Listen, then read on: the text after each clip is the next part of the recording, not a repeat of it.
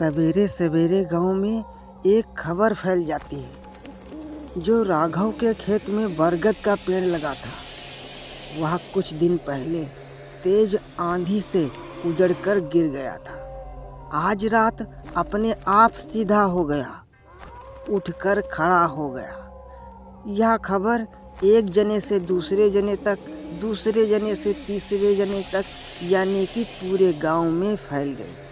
और पूरे गांव में ही क्या, आसपास के कई गांवों में फैल गई। हमारे इस चैनल पर आपको जितनी भी कहानियाँ मिलेंगी, वो सारी की सारी एक जैसी मिलेंगी। जो जैसी कहानी होती है, हम आपको वैसी ही सुनाते हैं।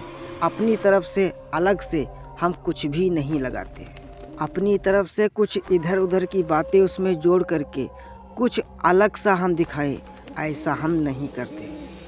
यह कहानी है उत्तर प्रदेश के एक छोटे से गांव की। उस गांव में एक दिन सवेरे सवेरे एक आदमी लोटा लेकर के खेत की तरफ गया शौच करने के लिए। उधर से जब वह वापस आया तब उसके हाव भाव बदले हुए थे।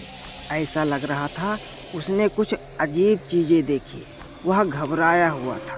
गांव के लोगों ने उसके शरीर के हाव भाव देख करके उससे पूछा, अरे भाई क्या हुआ, इतने घबराए हुए क्यों हो? तब उसने कहा, जो राघव के खेत में जो बरगद का पेड़ आंधी में टूटकर गिर गया था, वह आज फिर से खड़ा हो गया है। इतना कहते ही लोगों ने हंसना शुरू कर दिया और कहा, क्या शाम को पी थी, वो अभी उतरी नहीं है? क्योंकि वह आदमी पियक्कड़ बहुत था और लोग उसकी बातों पर विश्वास नहीं करते थे। क्योंकि वो सुबह हो, शाम हो, दोपहर हो, रात हो, किसी भी वक्त हो, वह शराब के नशे में धुत रहता था।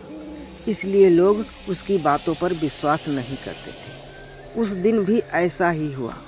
लोग उसकी बातें समझ नहीं पा रहे थे, उनकी बातें मान नहीं रहे थे कि आखिर सच बोल रहा है या फिर नशे में कह रहा है। तभी उसकी बीवी वहाँ पर आ जाती है और कहती है, ये झूठ बोल रहे हैं या सच बोल रहे हैं हमें नहीं पता, लेकिन हाँ, रात को इन्होंने पी थी, वो अब सुबह उतर गई है और सुबह अभी इन्होंने पी नहीं है, इसलिए ये अभी नशे में नहीं है।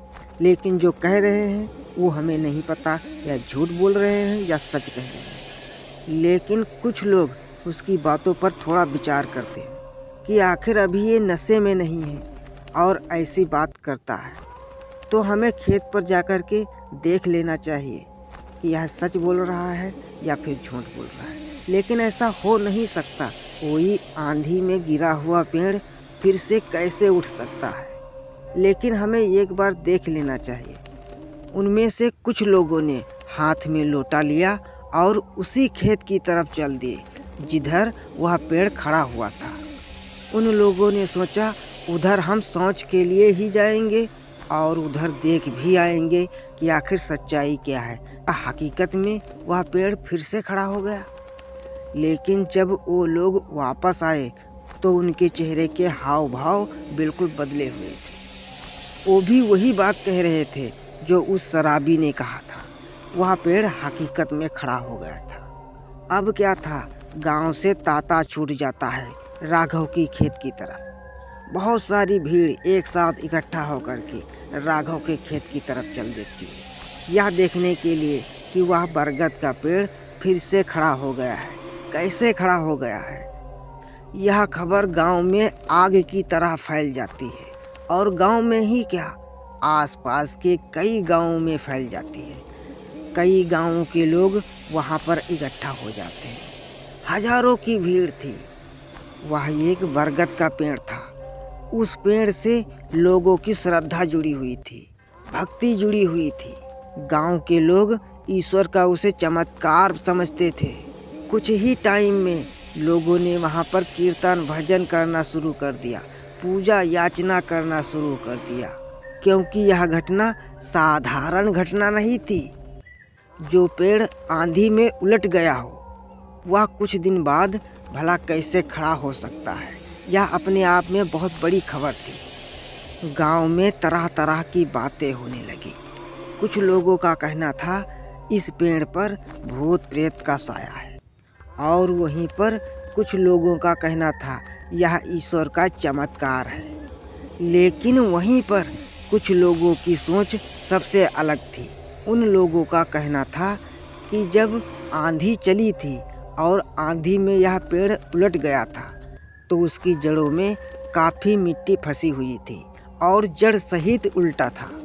उसकी जड़ों में कई कुंटल मिट्टी लगी हुई थी और वह पेड़ राघव के खेत में लगा हुआ था। राघव के पास ज़्यादा खेती नहीं थी, लगभग थोड़ा ही खेत था, और जब वह पेड़ उलट गया तो उसके पास खेती करने का कोई और तरीका नहीं था। उसी खेत में वह खेती करता था और उसी खेत में वह फसल बोया करता था, और जब पेड़ उलट गया तब वह अपनी फसल कहाँ पर उगाता। तब राघव ने एक काम किया। उस पेड़ की जितनी डालियाँ थी, जितनी भी डाली थी, उन्होंने कटवा दिया। लेकिन जो तना था करीब 10 फीट, तना काफ़ी मोटा और भारी था, इसलिए उसे काटने में थोड़ा दिक्कत हो रही थी। तब राघव ने सोचा कि इस तने को हम यहीं पर छोड़ देते हैं जड़ सहित, और कुछ दिन के बाद जब सूख जाएगा तब यह हल्का हो जाएगा। तब हम इसे उठा करके बैलगाड़ी पर लाद करके हम अपने घर ले आएंगे और सूखी लकड़ी के काम में हम इसे ले लेंगे। ऐसा सोच करके राघव ने उस तने को वहीं पर छोड़ दिया और जितनी भी पेड़ की डाली थी सारी की सारी काट करके बैलगाड़ी से अपने घर ले आया। और एक बात हम आपको बताना ही भूल गए, जब आंधी आई थी तब वह आंधी पश्चिम से पूरब की तरफ चली थी। वह पेड़ भी पूरब की तरफ गिरा था और जिस रात को पेड़ खड़ा हुआ था उस रात को पूरब से पश्चिम की तरफ आंधी आई थी, और उसी आंधी के जोर से वह पेड़ पूरब से पश्चिम की तरफ लुढ़का और वह पेड़ अपनी जगह पर फिर से खड़ा हो गया। गांव के कुछ लोगों का यही मानना था।